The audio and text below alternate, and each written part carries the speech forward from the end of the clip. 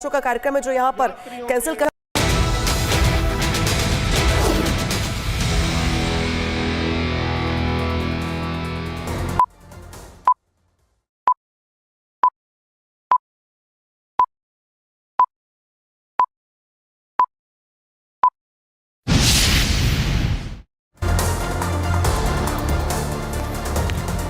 नमस्कार, बहुत स्वागत है आपका। आप देख रहे हैं न्यूज का एक्सरे और मैं हूं आपके साथ मृदुल शर्मा। आज आपको न्यूज का एक्सरे में बताऊंगा किस आतंकी ने भारत को धमकी दी है। भारत में छोटा लादेन कब्जा करना चाहता है और सीधे वो धमकी दे रहा है। चीन और पाकिस्तान को भी मिलाना चाहता है। इसकी पूरी एक्सरे रिपोर्ट में आपको दिखाने वाला हूं। इसके बाद आपको बताऊंगा कैसे भारत में नफरती टूलकिट काम कर रही है। पत्थरबाजी गैंग आ चुके हैं। ये कहां पर छिपे हुए हैं, इन्होंने पत्थर कहां पर छिपाए हुए हैं और ये किन पर पत्थर बरसा रहे हैं, एक एक चीज आपको बताऊंगा। और इनका इलाज कैसे योगी आदित्यनाथ का बुलडोजर कर रहा है, ये भी आपको दिखाऊंगा। आखिर में बताऊंगा दिल्ली में अरविंद केजरीवाल ने इस्तीफे का ऐलान कर दिया है। सियासी उथल पुथल मच गई है। अब सवाल ये कि दिल्ली का सीएम कौन बनेगा और अरविंद केजरीवाल ने इस्तीफा क्यों दिया है। पूरी एक्सरे रिपोर्ट दर्शकों हमने तैयार की है। एबीसीडी आपको बताएंगे, लेकिन उससे पहले जानते हैं आज की हेडलाइंस।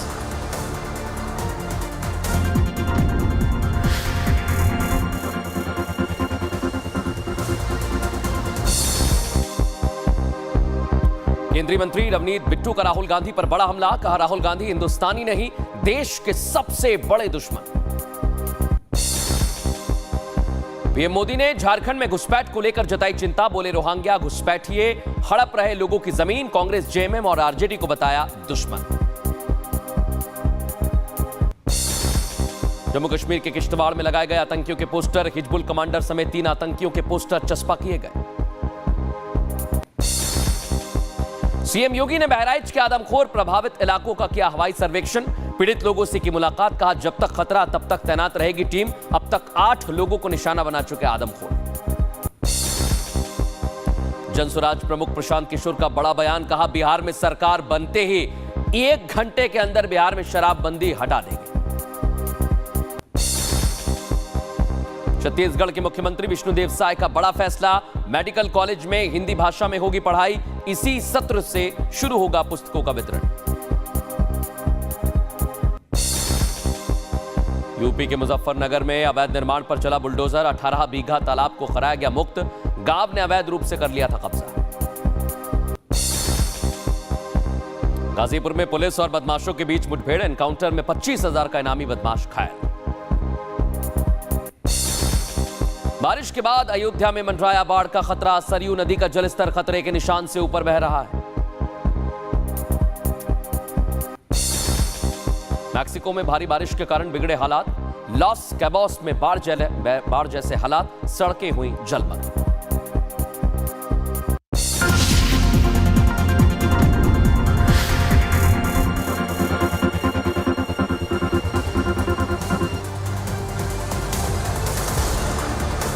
और दर्शकों आज की सबसे बड़ी खबर, ये छोटा लादेन जो आपको दिखाई दे रहा है, ये भारत को गीदड़ भभकी दे रहा है।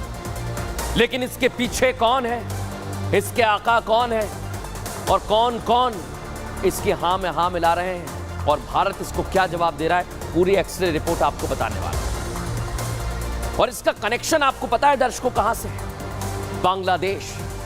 बांग्लादेश में जब से तख्ता पलट हुआ तब से बांग्लादेश में जो हो रहा है, हमने आपको एक एक चीज दिखाई। हिंदुओं को किस तरह निशाना बनाया गया, उन पर हमले किए गए, वो भी आपको दिखाया। और जब से भारत विरोधी रहे मोहम्मद यूनुस की अंतरिम सरकार बांग्लादेश में आई है, तब से कट्टरपंथी और आतंकियों को जेल से निकालने का सिलसिला शुरू हो गया। दर्शकों, आतंकियों को जेल से निकाला जा रहा है। और अब मोहम्मद यूनुस मेहरबान हुए आतंकी समूह अंसारुल्लाह बांग्ला टीम के प्रमुख जसीमुद्दीन रहमानी हाफी पर। छोटा लादेन ना सिर्फ उसे पेरोल पर जेल से बाहर निकाला दर्शक, बल्कि इलाज के लिए अस्पताल में पहुंचा दिया। देखिए आप अस्पताल में हैं। लेकिन सोच लीजिए दर्शक, जेल से निकालकर अस्पताल से ये आतंकी भारत को तोड़ने की बातें कह रहा है, वीडियो बनाकर हिंदू और हिंदुस्तान पर हमले के अपने नापाक मंसूबे बता रहा है। अपने वीडियो में बंगाल की मुख्यमंत्री ममता बनर्जी तक का नाम ले रहा है और बंगाल को आजाद करने वाला नैरेटिव बता रहा है, बरगला रहा है। पहले आपको सुनवाता हूं इसकी गीदड़ भपकी ये कैसे हिंदुस्तान को दे रहा, सुनिए जरा। আমরা পশ্চিমবঙ্গের মমতা ব্যানার্জিকে বলবো, আপনি বাংলাকে মোদির রাজত্বের থেকে মুক্ত করে স্বাধীনতা ঘোষণা করুন। এভাবে এই হিন্দুত্ববাদী আন্দোলনকে ধ্বংস করে দিয়ে ভারতকে টুকরো টুকরো করে দিয়ে ইনশাআল্লাহ এই তাওহিদি জনতা দিল্লির মসনদ পর্যন্ত আবার দখল করবে। सुन लिया दर्शकों आप, ये छोटा लादेन भारत पर कब्जा करने की धमकी दे रहा है, लेकिन इसे पता नहीं है जो इसने सोचा है वो कभी हो नहीं पाएगा। लेकिन सुनिए ये कैसे अपने प्लान को अंजाम देना चाहता है इस रिपोर्ट में।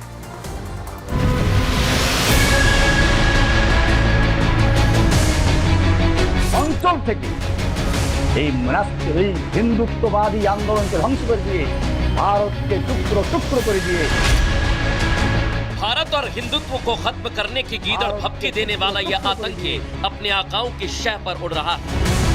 बांग्लादेश में छोटा लादेन के नाम से जाने जाने वाला यह आतंकी शायद भूल गया है कि वो जो कह रहा है वो किसके लिए कह रहा है। हिंदुत्ववादी आंदोलन के ध्वंस कर दिए। तख्ता पलट के बाद मोहम्मद यूनुस के नेतृत्व वाली अंतरिम सरकार में आतंकियों को जेल से बाहर निकाल दिया गया है और रहमानी का बाहर आना भी उसी यूनुस सरकार की रहमत का नतीजा है। ब्लॉगर की हत्या के आरोप में आतंकी रहमानी को शेख हसीना सरकार ने सलाखों के पीछे डाला था, लेकिन अब वो बाहर आया तो भारत के खिलाफ जहर उगल रहा है। আমি ভারতকে সাবধান করে দিচ্ছি, খবরদার কুনজর দিবে না। বাংলাদেশ সিকিম ভুটান নয়, বাংলাদেশ 18 কোটি মুসলিম জনতার তাওহিদি জনতার দেশ। এটা আমাদের পবিত্র ভূমি। এদিকে যদি চোখ তুলে তাকাও সে চোখ উপড়ে ফেলা হবে। छोटा लादेन के नाम से कुख्यात आतंकी जशीमुद्दीन रहमानी भारत का सबसे बड़ा दुश्मन जो उसके जहरीले वीडियो से साफ हो चुका है। लेकिन वो जिस अंसारुल्लाह बांग्ला टीम से जुड़ा हुआ है उसकी टेरर कुंडली क्या है? अंसारुल्लाह बांग्ला टीम इस्लामी कट्टरपंथी संगठन है जिस पर 2015 में बैन लगाया गया था, जिसके बाद इसका नाम अंसार अल इस्लाम कर लिया, जो बांग्लादेश में बांग्लादेशी शाखा के तौर पर स्थापित है और रहमानी इसी अंसारुल्लाह बांग्ला टीम का चीफ है। 2017 में हसीना सरकार ने दूसरी बार संगठन पर बैन लगाया था। इस आतंकी समूह के 2013 से 2024 तक 425 आतंकी गिरफ्तार हो चुके हैं। अब जेल से बाहर आने के बाद वो फिर भारत के खिलाफ जहर उगलने की हिमाकत कर बैठा है। भारत को कमजोर और तोड़ने की कोशिश करने लगा है, लेकिन वो भूल गया है जिस बांग्लादेश में रहकर वो ये सब कर रहा है उसकी आजादी के लिए भारत ने मदद की थी और वो जिस जमीन पर सांसें ले रहा है वो भी भारत की वजह से है। अगर वो भारत को छेड़ने की कोशिश करेगा भी तो आतंकियों के सफाई के लिए भारत का एक्शन भी देख लेगा। भारत के टुकड़ो टुकड़ो कर दिए। देख लिया दर्शकों आप, ये अकेला नहीं है, लेकिन इसका भारत तोड़ो प्लान क्या है, कैसे ये मदद ले रहा है, चीन से मदद ले रहा है। चिकन नेक बंद कर दो और 7 सिस्टर्स को स्वतंत्रता आंदोलन में शामिल होने के लिए कहेंगे, ये इसका प्लान है दर्शकों। लेकिन इतनी बस बर्बाद नहीं, इसका एक और प्लान है। ये पाकिस्तान और अफगानिस्तान को भी उकसा रहा है, कश्मीर की मदद के लिए उकसा रहा है, कह रहा है उनकी आजादी के लिए काम करना होगा। यानी एक तरफ है पाकिस्तान और दूसरी तरफ है चाइना। लेकिन इसके मंसूबे देखिए आप दर्शकों, इसके मंसूबे ये हैं कि भारत पर हमला करने के लिए, भारत पर साजिश रचने के लिए चीन और पाकिस्तान तक की मदद ले ले। सुनिए जरा। আমরা 7 সিস্টারকে বলে দেব, চায়নাকে বলে দেব চিকেন নেক বন্ধ করে দাও। 7 সিস্টারকে স্বাধীনতার আন্দোলনে ঝাঁপিয়ে পড়তে বলো। কাশ্মীরকে বলবো তোমরা স্বাধীনতার জন্য তৈরি হও। पाकिस्तान अफगानिस्तान से मैं कहता हूं कि तुम कश्मीर के साथ मदद करो। कश्मीर के आजादी के लिए काम करो। दर्शकों, आपने इस छोटा लादेन को देख लिया और उसकी गीदड़ भपकी भी सुनी। अभी तो मैंने आपको आतंकी रहमानी को ही सुनवाया है, लेकिन यह आतंकी अकेला नहीं है। ऐसा मैं क्यों कह रहा हूं? कट्टरपंथियों की लिस्ट बहुत लंबी है और बांग्लादेश से शेख हसीना के जाते ही भारत विरोधी अपने बिलों में जो छुपे हुए थे वो बाहर आ गए। और अब ढाका यूनिवर्सिटी का ये प्रोफेसर जो आपको टीवी स्क्रीन पर दिख रहा है, प्रोफेसर ने पाकिस्तान को बांग्लादेश का असली सहयोगी बता दिया। इसलिए मैं कह रहा हूं ये बिलों में छुपे हुए थे, बाहर आ गए। इतने तक तो ठीक था दर्शकों, लेकिन शाहिदुज्जमा नाम का ये प्रोफेसर कह रहा है कि बांग्लादेश को परमाणु संपन्न बनने की जरूरत है। धमकी टाइप की दे रहा है, समझिए इसे। कहने को ये प्रोफेसर है, लेकिन कह रहा है कि भारत एक बहुत बड़ा खतरा है और पाकिस्तान दोस्त है। अब इस प्रोफेसर के जहरीले बोल में आपको सुनवाता हूं, सुनिए जरा। In order to change the Indian habitual perception, our only answer, as I feel, is nuclearization. Nuclearization does not mean that we have to be a nuclear power. Nuclearization, I mean that we have to develop a nuclear treaty with our former adversary, Pakistan. Pakistan is the most reliable, trustworthy security ally of Bangladesh. देख लिया दर्शकों आपने। और अब सबसे बड़ी बात यह कि देश तोड़ो इसी संदेश के साथ यह आतंकी जमात चल रही है, जिसमें एक और चेहरा है जाकिर नाइक का दर्शकों। और यह कट्टरपंथी प्रोफेसर क्या कर रहा है? परमाणु धमकी दे रहा है। जाकिर नाइक क्या कर रहा था? जिहादी धमकी दे रहा था। और अब एक और आ गया है, छोटा लादेन, जो भारत को खत्म करना चाहता है। लेकिन यह पूरी ब्रिगेड काम कर रही है दर्शकों, और इस ब्रिगेड को कामयाब नहीं होने देना है। लेकिन सोचिए दर्शकों, जब यह ब्रिगेड इस तरह से काम करती है और भारत के विरोध में काम करती है, तो क्या होगा वो भी मैं आपको जानकारी दे रहा हूं। क्योंकि देश तोड़ो आतंकी जमात में विदेश में बैठा आतंकी जाकिर नाइक भी भारत विरोधी जहर उगल रहा है। दोनों को तो मैंने आपको सुनवा दिया। रुक रुक कर वो अपने बिल से बाहर निकलता है और फिर वापस अपने बिलों में छिप जाता है। जाकिर नाइक भगोड़ा है, आतंकी है, और भारत के मुसलमानों को भड़काने की पूरी कोशिश वक्त वक्त पर करता है। मोदी विरोधी नैरेटिव गढ़ता है, भारत विरोधी नैरेटिव गढ़ता है, ताकि मुसलमानों को बरगलाया जा सके। वक्फ संशोधन बिल को लेकर भी यही कर रहा है। मस्जिद और मदरसा छीनने का डर दिखा रहा है, बरगला रहा है, जो कि एक बहुत बड़ा झूठ है। लेकिन आप सुनिए कैसे ये बरगलाने का काम कर रहे हैं भारत के खिलाफ। There are 211 million Muslims in India, and that's approximately the statistics of the government also. 14.6% of the Indian population, they are Muslim. Even if 5 million Muslim, even 2.5% of the Muslim, if they send the objection and they reject this Waqf Board Amendment Bill, it will be stopped. लेकिन दर्शकों, ये अपने plan में कामयाब नहीं होने वाले हैं। क्यों मैं ऐसा कह रहा हूं? क्योंकि भारत अखंड है और उसे तोड़ने की कोशिश कई बार की, कई आए और कई चले गए, लेकिन वो कामयाब नहीं हो पाए। लेकिन भारत विरोधी ताकतें और भारत में कुछ लोग पूरी कोशिश में जुटे हुए, तरह तरह के हथकंडे अपना रहे हैं। लेकिन भारत के पास एक मजबूत नेतृत्व है। प्रधानमंत्री नरेंद्र मोदी देश को सशक्त बनाने के साथ ही विकास के मार्ग पर चलने की बातें कहते हैं और देश विरोधी ताकतों से लड़ने के लिए भी पूरी तरह से एक्टिव है।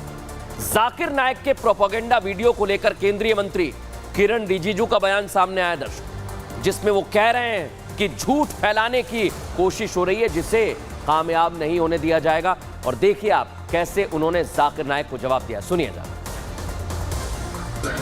हमारे पास हजारों मुसलमानों का प्रतिनिधि आए हैं, सबसे मिले हैं और ज्यादातर मुसलमानों में इसको समर्थन भी कर रहा है। हमारा लोकतंत्र देश में अपना बात रखने का आजादी है। मेरे पास वीडियो आया है कि सारा मुसलमानों का मस्जिद, जमीन जो है गवर्नमेंट छीनने जा रहा है। इस तरह का झूठ बातें कौन बोल रहे हैं? ऐसे कोई कर सकते हैं कि इस देश में कानून है, संविधान है, कोर्ट है। सुन लिया दर्शकों आप, बाहर से तो साजिश हो रही है, लेकिन भारत के अंदर क्या हो रहा है यह भी तो आपको जानना चाहिए, क्योंकि नफरत के पत्थर भारत में अब जगह जगह चलने लगे हैं। क्या ये कोई बहुत बड़ी साजिश है? और अगर साजिश है तो इसका पक्का इलाज क्या है? बुलडोजर दर्शक। लेकिन कहां कहां पर यह साजिश की जा रही है, कौन कौन ये लोग हैं और कैसे इन पर बुलडोजर एक्शन हो रहा है, कैसे इन पर एनकाउंटर की कार्रवाई हो रही है, एक एक चीज आपको बताऊं। क्योंकि साथियों, भारत के खिलाफ साजिश सिर्फ सरहद पार से नहीं हो रही, बल्कि हिंदुस्तान के अंदर कुछ कट्टरपंथी बैठे हुए हैं। बाहरी दुश्मनों को आपने साजिश देख ली, लेकिन इन तस्वीरों को भी अब आप देखिए। जो देश के अंदर के दुश्मन है उन्हें पहचानिए दर्शकों, जो भारत में भी बांग्लादेश जैसी अराजकता का माहौल बनाना चाहते हैं। और इसके लिए इनका सबसे बड़ा टूल क्या है? नफरती पत्थर, जिसे ये हिंदुओं के त्योहारों पर निकालते हैं। चाहे गणेश उत्सव हो, जल झूलनी एकादशी हो, भगवान की शोभा यात्रा हो, जिस भी शहर से निकल रही है वहां पर हंगामा हो रहा है, वहां पर दिक्कत हो रही है। गणपति पंडाल में लोग पूजा करने के लिए जाते हैं तो इनका खून जलता है और फिर ये हिंदू आस्था को निशाना बनाते हैं। दर्शकों, पिछला एक हफ्ता मैं कह रहा हूं दर्शकों, इन कट्टरपंथियों के लिए मानो पथराव वीक रहा। कैलेंडर की तारीख बदलती रही, राज्य बदलते रहे, शहर बदलते रहे, लेकिन नहीं बदला तो क्या? इनकी घिनौनी साजिश, इनकी नफरती साजिश, जहां ये पत्थर फेंकते हैं। लेकिन दर्शकों, आज मैं आपको बताता हूं कि कहां कहां पर इन लोगों ने साजिश की है और कैसे इन लोगों ने साजिश की, क्योंकि एक एक करके जो साजिश हो रही है उसे अब बेनकाब करने का वक्त आ गया है। अब मैं आपको बताता हूं कहां कहां पर किस तरह से यह साजिश की जा रही है। आइए दर्शकों, आपको दिखाते हैं। ये देखिए, सबसे पहले सूरत में साजिश को अंजाम दिया गया। सूरत में जिन्होंने पत्थर चलाए वो चल नहीं पाए। उसके बाद रतलाम की तस्वीर देखिए। मध्य प्रदेश पुलिस ने एक्शन लिया तो हंगामा खड़ा हो गया। रतलाम में भी नफरती पत्थर चले, लेकिन फिर से गुजरात के कच्छ में हमें तस्वीर देखने को मिली और उन अपराधियों को क्या हाल हुआ दिखाता जा रहा हूं आपको। चलने लायक नहीं है जो पत्थर चला रहे। इसके बाद दर्शकों, उत्तर प्रदेश की राजधानी लखनऊ गणेश पंडाल में पत्थर, आरोप लगाया गया कि बाकायदा प्लानिंग के साथ यह साजिश की जा रही है। लेकिन यह दक्षिण में भी देखने को मिली। कर्नाटक के मांड्या में पत्थर चले, यहां पर भी कड़ा एक्शन की मांग की गई है दर्शकों। लेकिन ये कौन लोग हैं जो अब उत्तर प्रदेश के महोबा तक पहुंच गए? और सिर्फ महोबा इनके निशाने पर नहीं है दर्शकों। आज ही मैं आपको बता रहा हूं, अंबेडकर नगर में भी, उत्तर प्रदेश के अंबेडकर नगर में भी इसी तरह की नफरती साजिश की गई। और भीलवाड़ा, जहां रोज मस्जिद से पत्थर बरस रहे, एक एक करके खबरें आ रही हैं। और देखिए जरा क्या हो रहा है भीलवाड़ा में। अब यहां पर पुलिस की पैनी नजर है, लेकिन मस्जिद से जो पत्थर बरसाए गए उसको लेकर बहुत सवाल खड़े हो रहे हैं दर्शकों। आपने एक एक शहर देख लिया, एक एक तस्वीर आपने देख ली, लेकिन मैं आपको आज एक और चीज बताना चाहता हूं। समझिए आप, सूरत से शुरू हुआ पत्थरबाजी का यह खेल मांड्या, लखनऊ से होकर भीलवाड़ा तक पहुंच गया। अब आप सोचिए, यह प्रायोजित होता है, पूरी प्लानिंग के तहत होता है। और इसका सबसे बड़ा वीडियो सबूत आज मैं आपको दिखाऊंगा, जिसे देखकर आप हैरान रह जाएंगे, चौंक जाएंगे।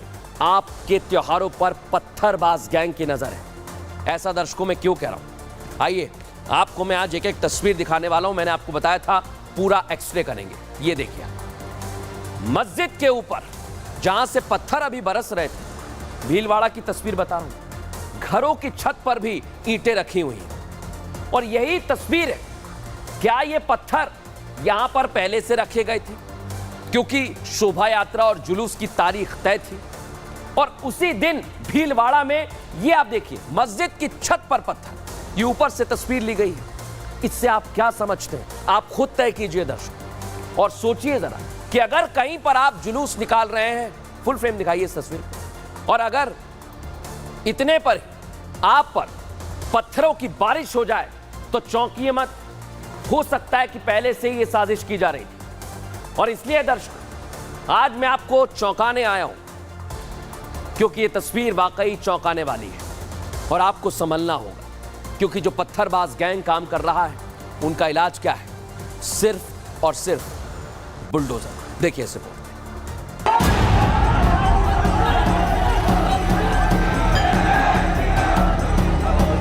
बुलडोजर चलेगा 100%, 200 सब में बुलडोजर चलाएंगे। जिस मस्जिद से बरसे पत्थर, क्या वहां चलने वाला है बुलडोजर? राजस्थान की फिजाओं में नफरत खोलने वालों की अब खैर नहीं, क्योंकि भीलवाड़ा में शोभा यात्रा पर मस्जिद से पथराव तो हिंदुओं का आक्रोश बढ़ता जा रहा है।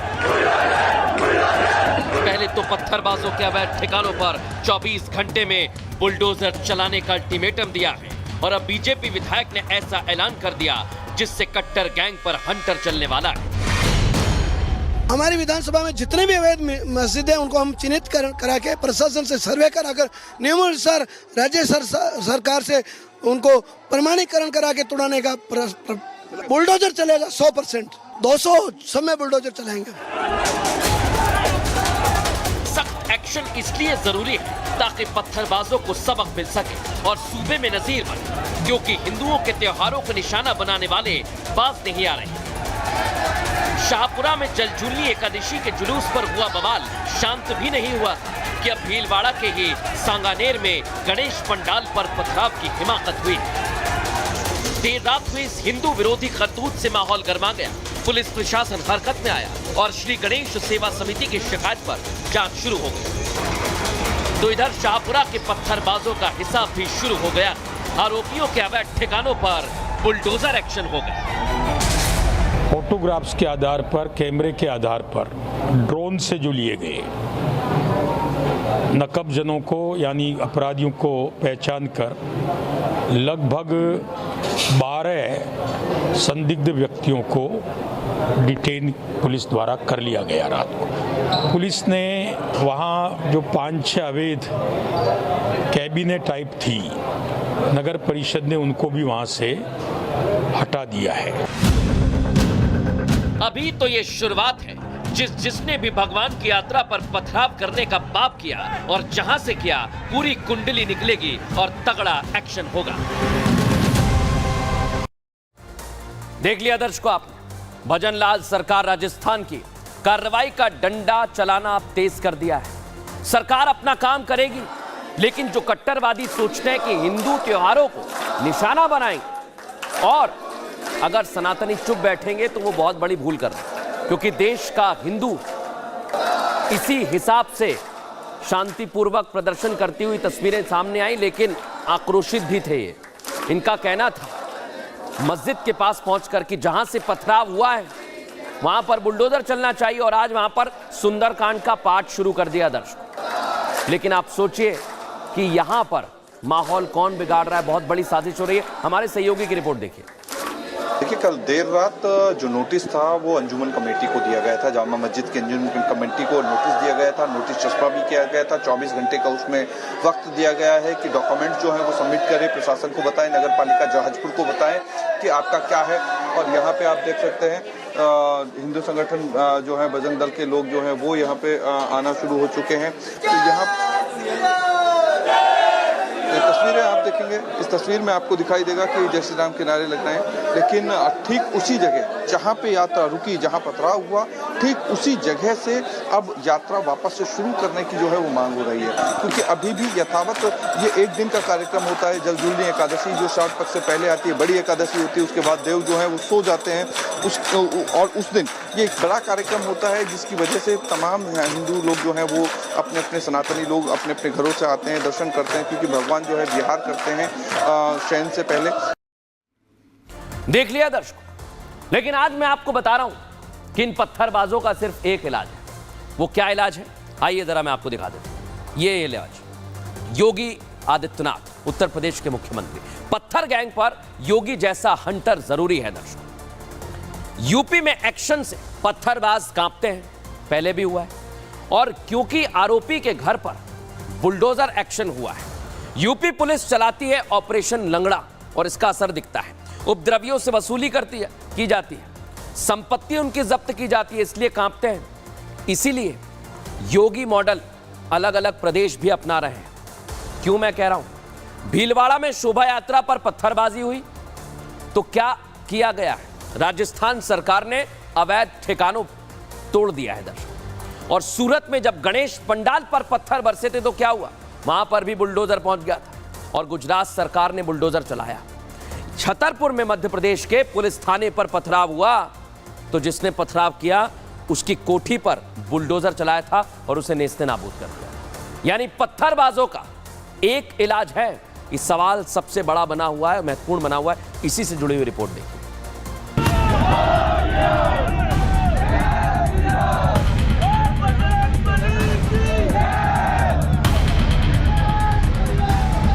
नफरत की खेती करने वालों पर नकेल के लिए योगी फॉर्मूला जरूरी है, वरना ऐसी तस्वीरें आती रहेंगी जो अंबेडकर नगर और महोबा से आई है, जहां गणेश विसर्जन के दौरान जुलूस और भक्तों को टारगेट किया गया, जिसके बाद सियासी बहस छिड़ गई। और आखिर क्यों हिंदुओं के त्योहारों पर हंगामा पत्थरबाजी की साजिश रची जाती है? बीजेपी ने इसके लिए कांग्रेस की टुकड़े गैंग को जिम्मेदार ठहराया। सर, ये आज पूजा पद्धति पर विरोध है, मेरे जुलूस पर विरोध है, पत्थर है।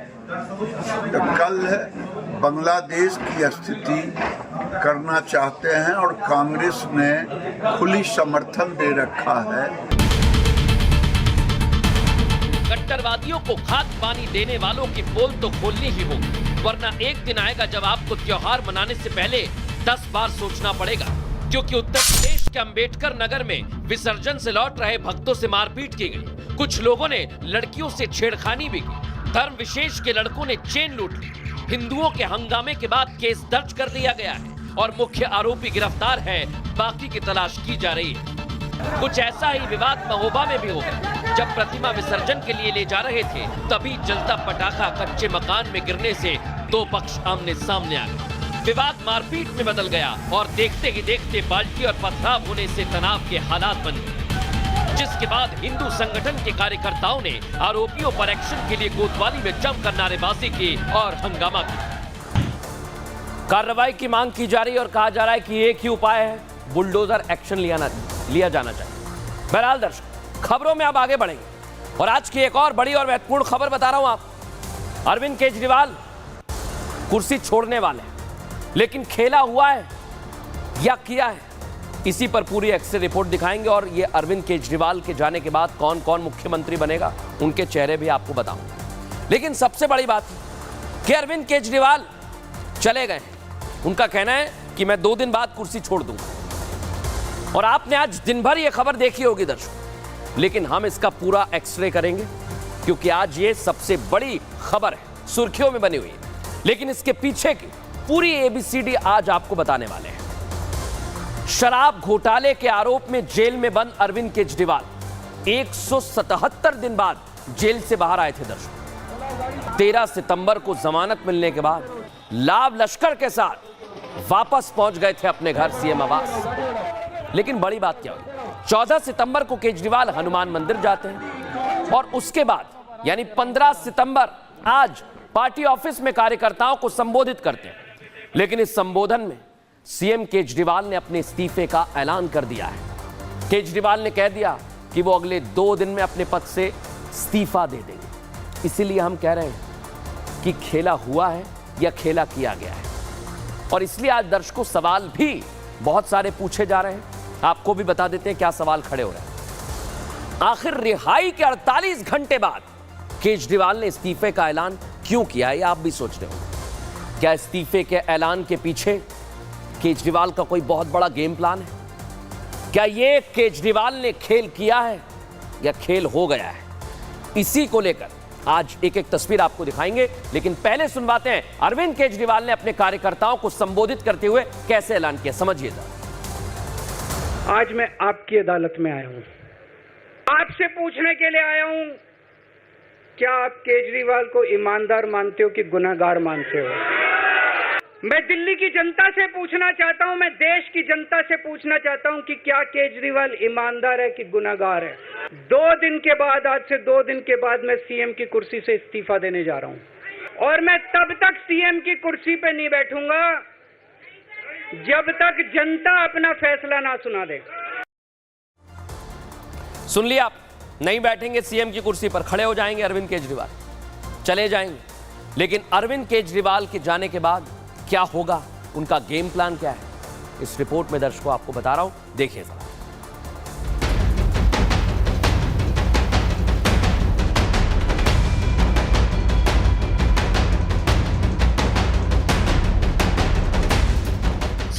के मैदान में आए केजरीवाल को जुमा 10-12 साल हुए हैं, लेकिन राजनीति की रफ्तीली राह पर गिरकर संभलना वो बखूबी जानते हैं। तभी तो शराब घोटाले में घिरकर भी जेल से निकल आए, और जब दुनिया इस्तीफा मांग रही थी तब नहीं दिया, और तिहाड़ से निकलने के 48 घंटे बाद ही उनको याद आया, पद नहीं छोड़ा तो पंगा हो जाएगा। 2 दिन के बाद, आज से 2 दिन के बाद मैं सीएम की कुर्सी से इस्तीफा देने जा रहा हूँ। केजरीवाल का इस्तीफा देना जरूरी नहीं, मजबूरी है, क्योंकि सुप्रीम कोर्ट ने केजरीवाल को आजाद तो कर दिया, लेकिन सीएम के तौर पर उनकी ताकत को कैद कर दी। यानी केजरीवाल रहे भी तो हाथ बंधे हुए मुख्यमंत्री, जो रहकर भी ना रहने के बराबर है। इसलिए आपके मुखिया ने नई चाल चल दी है। फरवरी में चुनाव है। आज इस मंच से मैं मांग करता हूं कि ये चुनाव नवंबर में कराए जाएं, महाराष्ट्र के साथ कराए जाएं, तुरंत कराए जाएं चुनाव। और जब तक आपका फैसला नहीं आएगा तब तक मैं जिम्मेदारी नहीं संभालूंगा। केजरीवाल जानते हैं कि दिल्ली विधानसभा का कार्यकाल फरवरी 2025 में पूरा होना है, यानी महज 6 महीने के लिए पद छोड़कर वो खुद पर कट्टर ईमानदार का टैग भी चस्पा कर लेंगे और त्याग दिखाकर चुनाव के वक्त विक्टिम कार्ड भी खेल लेंगे। सुन लिया दर्शकों आपने, लेकिन अरविंद केजरीवाल कुर्सी क्यों छोड़ रहे हैं बता देता हूं आपको। शराब घोटाले में सबसे पहले अरविंद केजरीवाल घिरे, उसके बाद पब्लिक में इमेज डैमेज हुई, उनकी खराब हुई, लेकिन इतने भर से बात नहीं बनी। कमजोर होती गई उनकी पार्टी, एक एक करके नेताओं पर गंभीर आरोप लगे। लोकसभा में खराब प्रदर्शन हुआ और अरविंद केजरीवाल इससे भाग गए। आखिर में उन्होंने क्या किया? बीजेपी ने जब दबाव बनाया तो कह दिया कि 2 दिन में कुर्सी छोड़ दूंगा।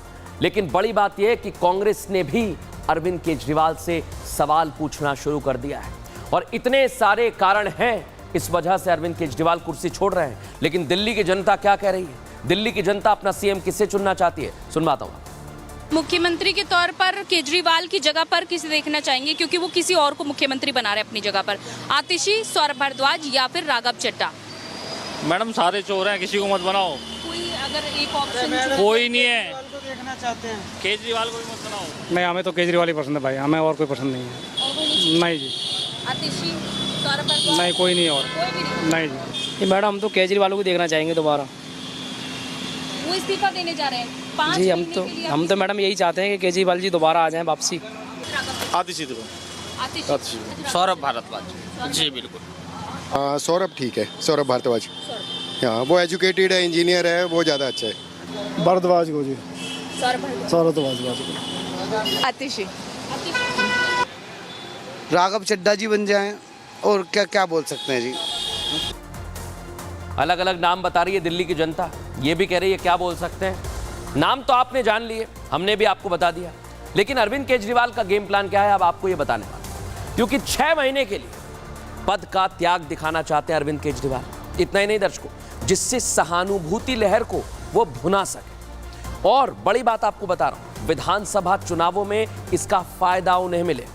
इतना ही नहीं दर्शकों, पत्नी को सीएम बनाने का रिस्क नहीं लेंगे, ये डैमेज कंट्रोल कर रहे हैं। ऐसा किया तो पार्टी और पब्लिक नाराज हो जाएगी। परिवारवाद और कुर्सी मोह के भी आरोप में वो घिर जाएंगे, इसलिए ये नहीं करेंगे। किसी अन्य महिला को सीएम बना सकते हैं, ये उनकी प्लानिंग हो सकती है, लेकिन सबसे सेफ गेम क्या हो सकता है ये भी जान लीजिए। किसी विश्वास पात्र को वो कुर्सी छोड़ेंगे तो उस पर बैठाएंगे, जो वक्त आने पर पद छोड़ने को तैयार हो जाए, क्योंकि कई लोग चिपक जाते हैं चंपई सोरेन के इस्तीफे से, उन्होंने सबक लिया होगा। इतना ही नहीं दर्शकों, हेमंत ने चंपई को हटाया तो वो पार्टी छोड़कर ही चले गए। डैमेज कंट्रोल के लिए अरविंद केजरीवाल ने अब पूरा प्लान बना लिया है, लेकिन सवाल यही है कि अब दिल्ली का सीएम कौन होगा? अरविंद केजरीवाल के जाने के बाद दिल्ली को कौन संभालेगा, इस पर नजर बनी रहेगी। न्यूज का एक्सरे में फिलहाल इतना ही, कल फिर हाजिर होंगे रोचक, जानकारी भरी और सावधान करने वाली खबरों।